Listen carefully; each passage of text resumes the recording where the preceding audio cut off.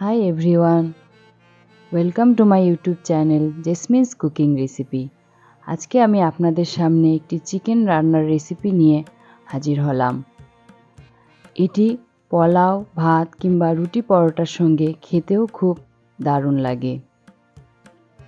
চলুন তাহলে আমরা এই রেসিপিটি তৈরি করতে চলে যাই।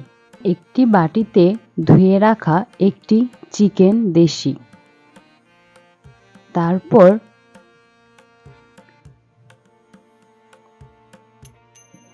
টক দই 2 টেবিল চামচ, রসুন বাটা 1 টেবিল চামচ, আদা বাটা 1 টেবিল চামচ, লবণ স্বাদ মতো, 2টি বড় সাইজের পেঁয়াজ কুচি, মরিচ হাফ চা চামচ, হলুদের গুঁড়ো হাফ চা চামচ, জিরে 1 টেবিল চামচ, ছোট এলাচ 3টি, দারচিনি 2 টুকরো, ধনিয়ার গুঁড়ো, জিরার গুঁড়ো, জয়ত্রী 1টি, তেজপাতা অল্প সামান্য 2টি, মরিচ 3টি।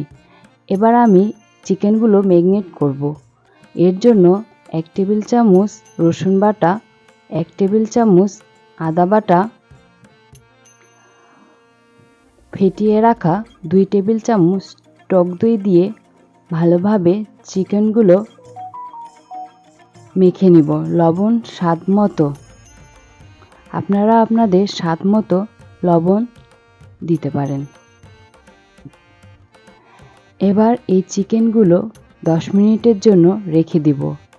এবার সেই শুকনো মশলাগুলো হালকা চুলায় টেলে নিব। টেলে নিয়ে একটি ব্লাইন্ডার জারে এগুলো ব্লাইন্ড করে নিব। এবার শুকনো উপকরণগুলো একটি প্লেটে ঢেলে নিলাম।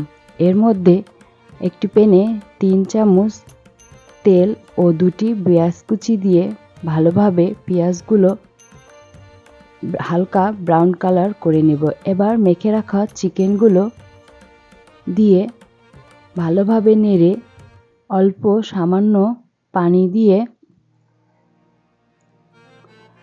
হাফ চা চামচ হলুদের গুঁড়ো ও হাফ চা চামচ মরিচের গুঁড়ো, ভেজে রাখা মশলাগুলো দিয়ে ভালোভাবে নেড়ে চেড়ে মিশিয়ে নিতে হবে। ভালোভাবে মেশানো হয়ে গেলে 3 টেবিল চামচ পানি দিয়ে একটি ঢাকনা দিয়ে ঢেকে নেব। কিছুক্ষণ ঢাকনা তুলে তারপর ভালোভাবে নেড়ে কষিয়ে নিতে হবে। ভালোভাবে কষানো হয়ে গেলে এর মধ্যে আবার 1 মগ পানি দিয়ে ভালোভাবে সিদ্ধ করার জন্য দিয়ে দিতে হবে ঢাকনা ঢেকে।